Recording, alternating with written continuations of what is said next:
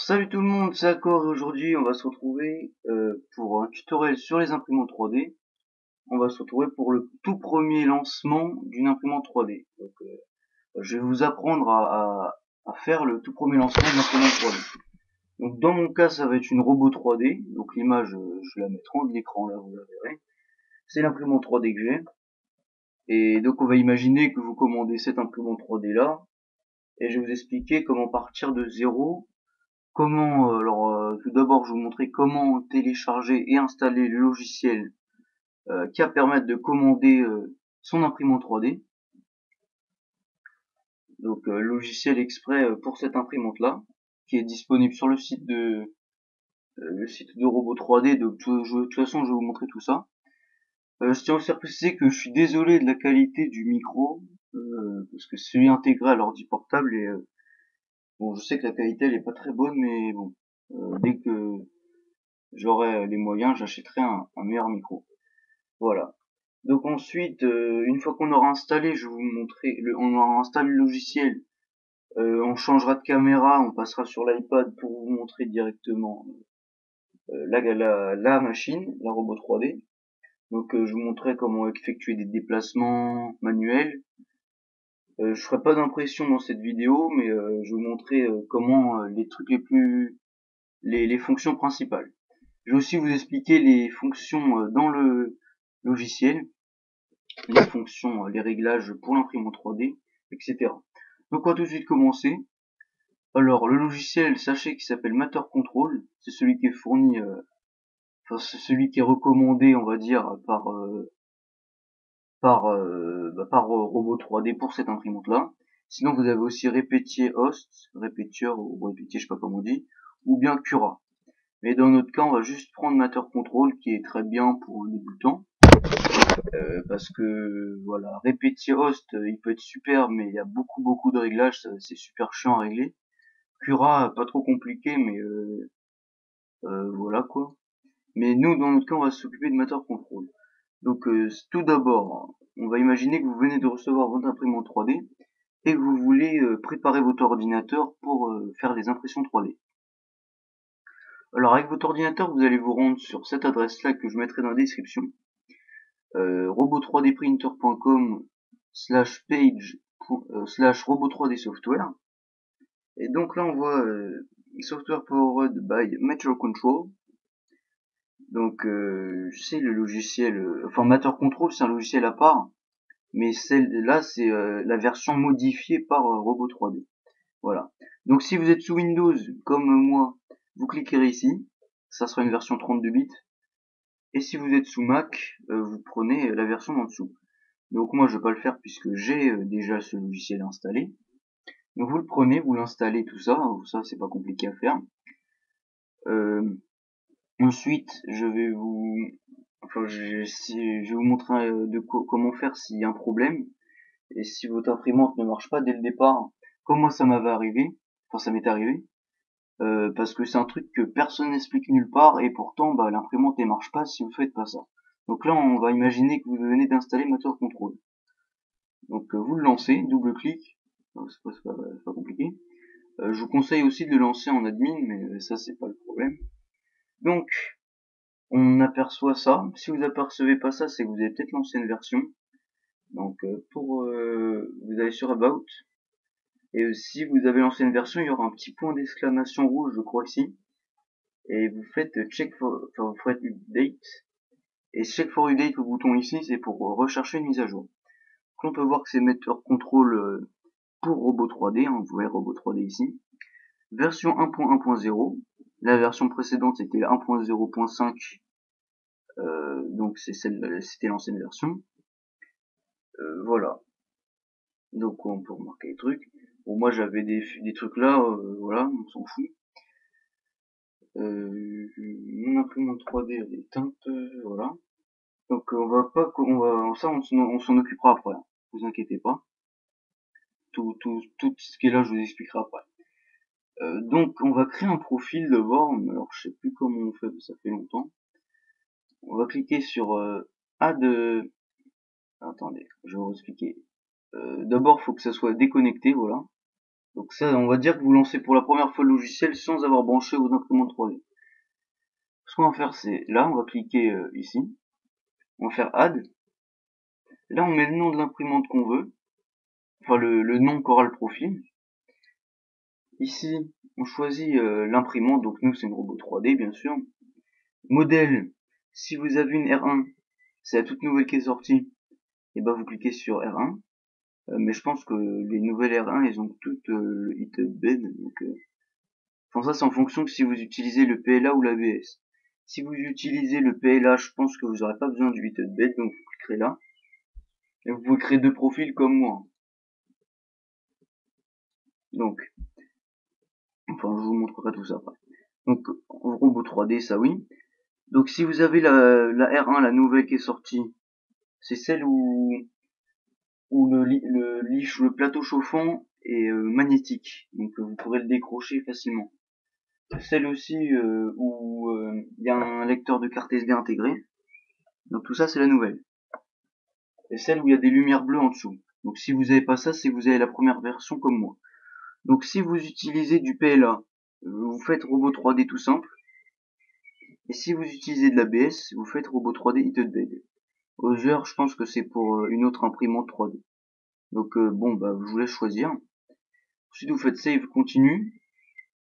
Là il va, voilà, il va vous demander d'installer les communications drivers. Donc moi ça n'avait pas marché. Donc voilà. Donc ça je vais supprimer. Edit. Remove. Donc voilà. Donc moi j'ai deux profils, un pour le PLA, un pour l'ABS. Donc ensuite, une fois que vous avez fait tout ça, vous allez prendre, je pense, ouais, ça doit être bon. Vous allez brancher votre imprimante 3D au secteur en vérifiant bien qu'elle soit éteinte. Avant, je vous conseille aussi de vérifier que votre imprimante soit tout bien en Alors place. nous revoilà avec l'imprimante 3D, donc je filme avec l'iPad. Donc on va dire que vous l'avez installé sur votre bureau, hein. Voilà, juste à côté de l'ordinateur. Alors j'étais en train de filmer il y a quelques secondes. Donc bon, vous elle aura pas cette gueule puisque j'ai effectué beaucoup de modifs, mais ça je l'ai mis dans la vidéo précédente. Donc imaginons que vous avez votre imprimante 3D. Donc vous faites pas, vous souciez pas du fil là dans l'imprimante ou quoi. On va imaginer que vous la faites sans fil, vous venez sans, je parle bien du filament. Donc tout d'abord vous allez brancher la prise derrière. Vous allez vérifier que le bouton est éteint. Le câble USB, vous allez le brancher à votre ordinateur. Non, le câble. Voilà. Donc ça vous le branchez à votre ordinateur. Normalement Windows il va vous détecter. Bon, j'ai pas envie de repasser à l'ordi juste pour ça. Donc donc là j'ai Windows 7 64 bits. Périphérique et imprimante. Et donc là il va vous détecter un Arduino Mega 2560. Donc ça c'est votre imprimante 3D. Donc une fois que ça c'est fait, moi personnellement quand j'avais reçu mon imprimante 3D, celle-là là, ou l'autre de l'autre côté, je sais plus, elle était enlevée, les vis elles étaient pas mises, exprès pour que lors du transport ça pète pas le plateau. Donc ça j'ai dû le remettre, donc vérifie bien que tout soit bien correct, qu'il n'y a rien qui pendouille tout ça. Voilà. Donc là le plus important est dit. Voilà, hein. Je pense que, donc on va repasser sur l'ordinateur, je pense que ça va être bon. De toute manière, je retournerai sur l'iPad si j'ai quelque chose d'autre à dire. Voilà. Donc, on se repart sur l'ordi. Alors, on se retrouve sur l'ordinateur. Donc, je viens de vous montrer l'imprimante 3D, les premiers trucs à faire dessus. Donc, on repart sur Motor Control. Une fois qu'on a branché l'imprimante 3D au secteur et qu'on a branché le câble USB, on va allumer l'imprimante 3D. Donc, lorsqu'on allume, on doit entendre, enfin, ça dépend si vous avez un ventilo dessus. Si vous avez la R1, je pense que la lumière s'allumera. Et si vous avez l'ancienne, je sais pas si vous avez la R1, vous verrez qu'elle est allumée. Par contre, pour l'ancienne, moi, la mienne, je sais qu'elle est allumée, mais pour la vôtre, je sais pas du tout si vous le saurez. Si vous pourrez toujours regarder à l'intérieur du trou où vous branchez le port USB sur l'imprimante 3D, vous pourrez toujours regarder le ramp, enfin l'Arduino, le ramp, je sais pas, la lumière dessus. Si y a de la lumière, c'est qu'il est bien branché. Donc, une fois qu'on a fait ça et qu'on a allumé l'imprimante 3D, on a notre profil qui est créé. On va faire connect. Là, on entend, dès qu'on clique sur connect, on entend un petit bruit sur l'imprimante 3D. Ça, que vous ayez une R1 ou une n'importe laquelle, vous entendrez le bruit normalement. Si l'imprimante ne veut pas se connecter et qu'elle vous met une erreur ici, c'est parce que vous n'avez pas les drivers requis par Arduino. C'était mon cas tout au début, donc ça, comme je vous ai dit tout à l'heure, on ne vous l'explique nulle part, même sur la notice d'imprimante, personne ne vous les explique. Donc j'étais un peu comme un con au début, et je savais pas quoi faire. Donc je vais vous dire tout de suite ce qu'il faut faire. Vous allez aller, si ça marche pas, hein, si ça marche, pas besoin. Si ça marche pas, vous allez sur internet, vous allez sur le site d'Arduino, je mettrai aussi le lien dans la description, arduino.cc, N parce que c'est le site anglais, main software. Vous allez dans la catégorie Arduino IDE, lors de cette vidéo c'est la version 1.0.5, la version stable, et la version bêta, mais je vous conseille vraiment la version stable. Si vous êtes sous Windows, voilà, vous prenez ou alors la version Windows Installer, donc c'est l'exe ou l'MSI, je sais plus direct. Sinon vous avez la version en zip. Et si vous êtes sous Linux, sous Mac plutôt que sous la compte. Sous Mac, vous cliquez là, ça va vous télécharger. Linux 32 bits, 64 bits, je sais pas si ouais, Matter Control, je sais pas si vous le trouverez pour Linux. Donc voilà, on va dire Windows et Mac. On va dire que c'est le plus important. Donc vous le téléchargez, vous l'installez, et normalement il va mettre les drivers automatiquement. Et donc après votre imprimante, si elle a pas de défaut de production ou quoi, marchera. Donc on repart sur Meter Control. Donc là on va dire que vous avez installé le Arduino, le logiciel, qui vous a installé le driver, donc on fait connect. On se retrouve sur l'iPad. Là en fait j'ai pu filmer l'écran, enfin pour l'instant, puisque là on va voir avec l'imprimante 3D et en même temps l'écran, donc on voit tout, donc il n'y a pas besoin de filmer l'écran en même temps. Et donc je vais vous montrer les fonctions principales, les contrôles. Au pire je décrocherai l'iPad et je le ramènerai près de l'écran s'il y a besoin. Donc là notre imprimante tourne, hein. Vous devez peut-être entendre le bruit derrière. Donc on va tester les déplacements de l'imprimante, donc au bas, enfin bref. Donc là juste on va tester les déplacements et ensuite on va régler les paramètres de l'imprimante. Alors, je vais ramener l'iPad, non, je sais pas du tout. J'ai pas bien préparé cette vidéo. Donc, je sais pas si vous allez voir la souris, mais je pense que c'est en plus grand écran. Donc si vous cliquez, on va dire X-. Là, on va voir que la tête elle va se décaler à fond sur la gauche. Enfin, après, on peut régler le nombre de millimètres. On peut régler de 0,1 mm on peut faire 1 mm, 10 mm ou 100 mm. Donc ça, c'est le déplacement à chaque fois qu'on cliquait sur le bouton. Donc je l'ai réglé sur 10. Donc là, j'ai mis X à gauche, enfin X-, donc là, la tête ça me l'a mis tout à gauche. Si je la décaler un peu à droite, je clique sur X+, on voit qu'elle se déplace. À chaque fois que je clique, elle se déplace un peu. Si je mets sur 1, vous allez voir qu'elle va se déplacer un tout petit peu. Si je mets 0.1, ça se verra sûrement pas. Voilà, on le voit à peine, quoi. C'est microscopique. Et 100. Et quand elle arrive sur le bord, vous avez un petit switch qui est placé là. On ne le verra sûrement pas, mais c'est pas grave. et en fait qui va bloquer les déplacements quand elle arrive au bord, donc, pour pas que ça arrache tout quoi. Donc vous avez un switch sur chaque direction. Donc si on veut mettre, on va tester le plateau. Donc on va faire Y, on va le remettre sur 10, voilà.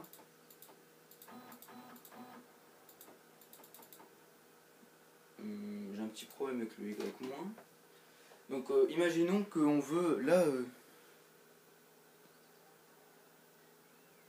imaginons qu'on veut, parce qu'en fait je vais vous expliquer, quand on fait un déplacement, bah, il y a le déplacement qui se fait et en fait le moteur il se bloque, donc on peut plus manœuvrer la partie, donc par exemple le plateau, là on peut plus le manœuvrer parce qu'on vient d'activer le moteur. C'est fait exprès pour qu'on puisse plus le bouger. Si vous voulez le bouger, vous serez obligé de cliquer sur une lock sur l'écran qui est ici. Je sais pas du tout si on le verra sur la vidéo. Donc, je vais montrer avec mon doigt, ça sera ici. On clique dessus. Et là en fait ça va débloquer tous les moteurs et on pourra bouger les trucs tranquillement. Voilà. Donc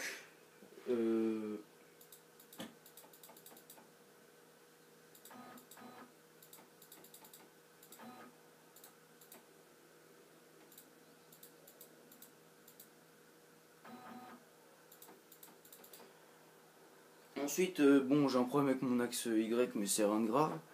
Si on va tester l'axe Z, donc c'est en hauteur, on va faire Z de plus.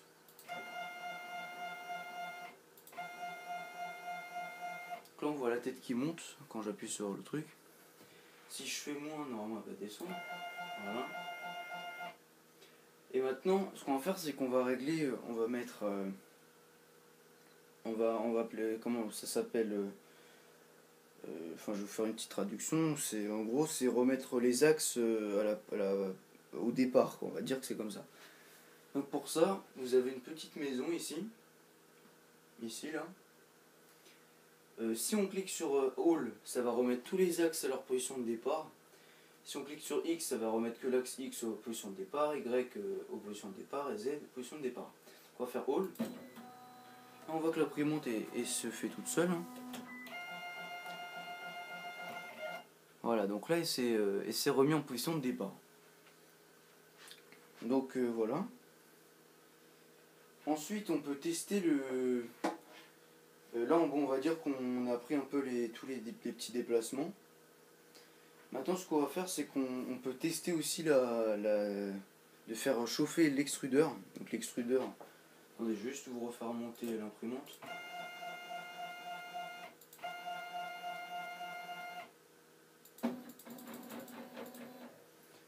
Donc l'extrudeur, c'est ça. Enfin, je vais la faire monter encore un peu.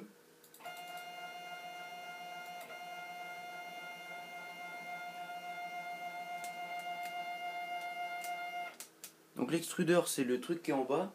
C'est ce qui fera sortir le plastique. Donc ça, on peut tester, on peut le faire chauffer tout seul.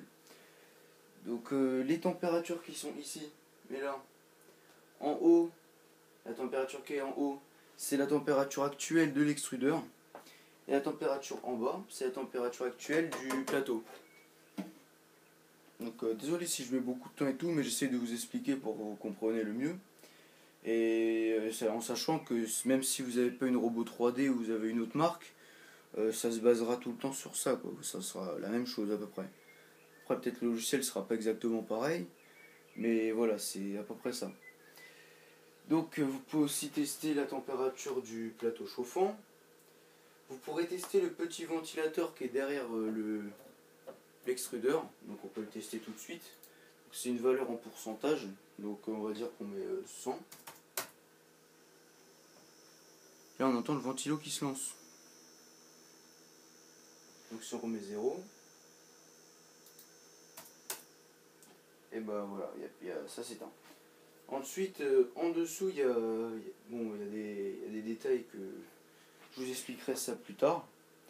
Là, je pense que j'ai plus besoin de vous montrer l'imprimante 3D. On va repasser sur l'ordinateur. Donc je vous dis à tout de suite. Voilà. Donc on se retrouve tout de suite, donc on se retrouve là, quoi. Sur le logiciel, donc on n'a plus besoin de revenir sur l'imprimante 3D, je pense. Donc je vous ai montré tous ces petits trucs là. Je vous ai pas expliqué ces deux-là puisque ceux-là ils servent à tester de faire sortir du plastique, mais ça fonctionne bien évidemment que quand l'extrudeur est à température du plastique, à température suffisante pour faire fondre le plastique. Voilà. Donc si vous appuyez sur extrude quand vous avez du plastique et quand votre extrudeur est chaud, et ben vous avez du plastique qui va sortir de la buse. Si vous le faites moins, ça va un peu le rentrer. Donc on a vu fan control aussi, la vitesse du ventilateur. Bon voilà tout ça. Macro j'utilise pas. Tuning adjustment while printing. Donc while printing c'est tout simplement dire que c'est lors de l'impression. Speed multiplier, donc là à la base c'est sur 1. C'est un multiplicateur de vitesse. Donc si on laisse sur 1 ça fera la vitesse normale. Et si on augmente un peu la valeur, les déplacements se feront plus rapidement. Extrusion multiplier, c'est il y aura plus de plastique. Enfin, si vous mettez une valeur supérieure, il y aura plus de plastique qui sortira à la fois. Firmware update, c'est des mises à jour pour votre imprimante 3D. Donc là, il me dit qu'il y a une mise à jour disponible, mais en fait, ça c'est une version que j'ai modifiée, donc je compte la laisser. Donc si vous voulez la mettre à jour, vous aurez cliqué update, vous cliquez, et revert, c'est l'ancienne version que j'avais qui me l'a enregistré, en fait il m'a fait un backup. Donc voilà, on expliquait toute cette page là. On va passer sur Slice Setting. Donc c'est là que on va pouvoir modifier les paramètres d'impression. Donc tout d'abord, on a un Slice Engine. Donc c'est un Slice Engine, c'est ce qui permet en fait de convertir un objet 3D donc au format STL ou OBJ. La plupart du temps c'est STL. Le convertir en couche pour l'imprimante 3D, en sachant que l'imprimante 3D produit les objets couche par couche. Donc avant j'utilisais Slicer, et désormais j'utilise CuraEngine parce que je trouve que le résultat final est mieux et plus solide. MatterSlice j'ai jamais utilisé, mais voilà. Par défaut ça sera Slicer que vous aurez. Donc je vais vous expliquer pour Slicer, mais après CuraEngine c'est la même chose. Donc là on a Print, on est sur l'onglet Print. Layer Perimeter. Donc je vais vous expliquer chaque option. On va pas trop aller dans les détails avancés, hein, parce que sinon on va mettre 10 ans. Déjà que là la vidéo elle doit être longue. Donc Layer Height, c'est l'épaisseur de chaque couche. Donc plus la valeur sera petite, donc pour les robots 3D, la valeur la plus basse c'est 0,1. Si vous mettez plus bas, je sais pas ce que ça va faire, mais ça va pas bien fonctionner. Et la valeur maximum, si vous mettez au-dessus de 0,4, ça va faire un truc assez moche. Donc plus vous mettez bas la valeur, et plus la qualité de votre objet sera meilleure. Mais aussi le temps d'impression sera aussi plus grand, plus long, quoi. Vous devrez attendre plus longtemps pour que votre objet soit fini. Donc 0.2 c'est une valeur, on va dire, par défaut, quoi, c'est ce qu'il y a de, voilà, c'est plutôt correct. Mais 0.3 c'est bien aussi. Bon, perimeters, ça c'est quoi? Je crois que c'est le nombre de tours que ça doit faire pour chaque épaisseur, je crois, le nombre de périmètres, je sais plus du tout. Mais je pense que la valeur par défaut c'était 3. Laissez 3. Infill, donc ça c'est, je suis désolé hein, si j'ai pas su vous expliquer exactement ce que c'est. Fill density, donc ça c'est en fait à l'intérieur de votre objet. Sachez que l'imprimante 3D, si votre objet est creux lors de la modélisation 3D, lors de l'impression, votre objet ne sera pas forcément creux. Donc fill density, en fait, ça sera la densité à l'intérieur de votre objet. Si vous mettez 1, votre objet sera complètement plein. Si vous mettez 0, votre objet sera complètement creux. Si vous mettez 0.5, votre objet sera à moitié rempli. Donc fill pattern, c'est le schéma de remplissage. Donc là, rectilinéaire, ça va me faire des lignes diagonales. En gros, la moitié de la surface de l'objet sera remplie par des lignes. Et chaque couche, la ligne qui était diagonale, on va dire, qui partait du coin droite vers le bas, enfin le haut, le coin du haut à droite vers le coin du bas à gauche, et ben la couche suivante, ça sera inversé. Donc en gros, vous aurez des quadrillages à l'intérieur de votre objet. Donc vous avez plein de patterns, mais le plus utilisé c'est rectilinéaire. Bon après vous avez courbe de, je sais plus, il y a honeycomb, donc ça c'est pattern, c'est comment dire, ce qui est miel, je crois que c'est le truc du miel là. Nid d'abeille, je crois que c'est ouais, c'est le truc des nids d'abeilles, donc ça prend un... Enfin bref, je vais pas trop parler de ça. Rectilinéaire c'est ce que j'utilise. Sirtenbrim, ça c'est tout au début avant de produire votre objet. L'imprimante va faire le tour de votre objet, enfin de l'objet qui sera fait au final, et ça sera la distance que cette couche sera de l'objet. Donc ça, il sera 6 mm de l'objet, la couche. Voilà, donc ça, c'est pour surtout pour tester la buse avant l'impression. Ensuite, support matériel, ça c'est pour créer des matériaux, enfin un support sous votre objet. Imaginons que votre objet il monte et à un moment il y a, bah, en fait je sais pas comment vous expliquer ça, mais à un moment il part dans le vide quoi. Bah, si vous mettez pas de support, votre objet il va tomber quoi, il va pencher, et ça sera un truc moche à la fin. Donc les supports matériels vont vous permettre de faire un support pour ça quoi, qui sera ensuite on pourra le retirer à la fin bien sûr. Donc comme ça à la fin vous aurez votre objet euh, plus correct. Donc surtout ne l'activez pas si vous n'avez pas besoin de support. Que voilà. Donc de toute façon je vous montrerai un jour une vidéo où je prendrai, où j'imprimerai. Je leur expliquerai sûrement tout ça. Ensuite on va aller sur filament. Donc, filament diamètre, donc c'est le diamètre du filament. Pour une robot 3D normalement c'est bien 1,75. Après en fonction du filament que vous avez ça peut être 1,80 ou 1,70. Mais on va dire que par défaut c'est 1,75. Vu que moi je vous ai dit que j'étais en ABS, ça c'est les couches, la première, la température de l'extrudeur pour la première couche, virgule à 235 degrés. Sachez aussi que ça, il y a très peu de monde qui l'explique. La température de l'extrudeur maximum que le robot 3D peut atteindre par défaut, donc avec l'extrudeur de base, c'est 235 degrés. Enfin 240 ou 235, je sais plus. Donc arrivé à cette température-là, l'imprimante se coupe. Enfin l'extrudeur s'éteint, quoi. Il chauffera plus. Ce que vous devrez faire, c'est déconnecter l'imprimante et la reconnecter. Donc je vous conseille de mettre 130 ou 132 maximum. Parce que moi j'ai modifié le firmware pour qu'elle aille jusqu'à 270 degrés. Mais sachez que c'est pas bien parce que votre extrudeur il risque de fondre. Bon, extrudeur température, ça sera les températures pour toutes les autres couches. Bed first layer sera la première couche, la chaleur, enfin la température du plateau pour la première couche. Et ça, ce sera pour toutes les autres couches. Voilà.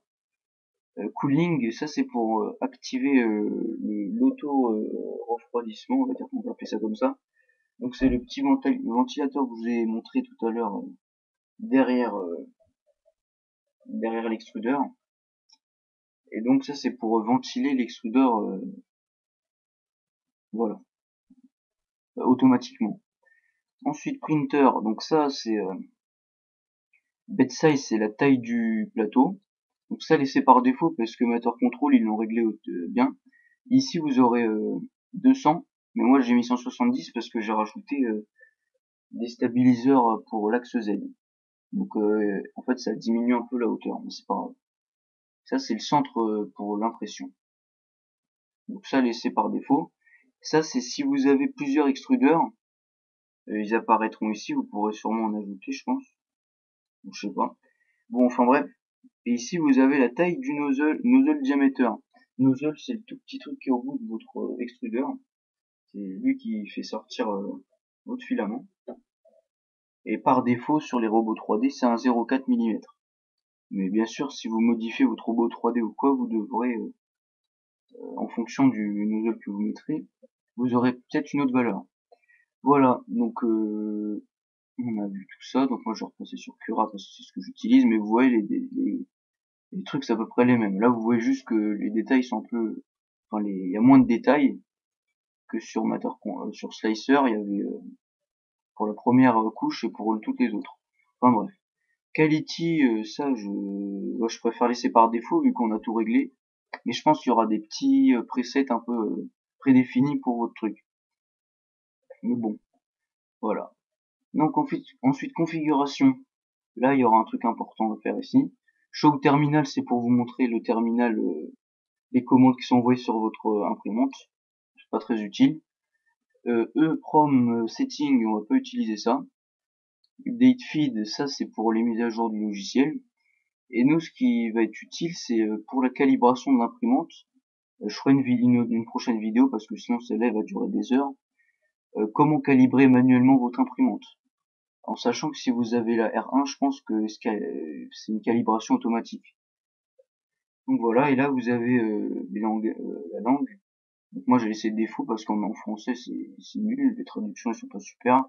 Il y a que un tout petit peu, que quelques textes du logiciel qui sont traduits en français. Et là vous avez des thèmes pour l'imprimante. Voilà, quand vous avez des couleurs après des trucs, des couleurs. Enfin bref, voilà, c'était pour vous expliquer les trucs, les premiers réglages d'imprimante 3D. J'espère que je vous aurai pas trop ennuyé avec ça. J'espère que vous avez aimé. Pensez à mettre un j'aime si vous avez aimé. Mettez un commentaire si vous avez des questions ou quoi que ce soit. Hein, je suis là, je pourrais vous répondre. Et pensez à vous abonner, bien sûr, pour suivre toutes les prochaines vidéos sur l'imprimante 3D ou toutes les autres vidéos qu'on fait. Voilà, j'espère que j'ai rien oublié. Je vous dis à la prochaine. Désolé de faire à chaque fois. À la prochaine. Passe une bonne journée. Allez, au revoir.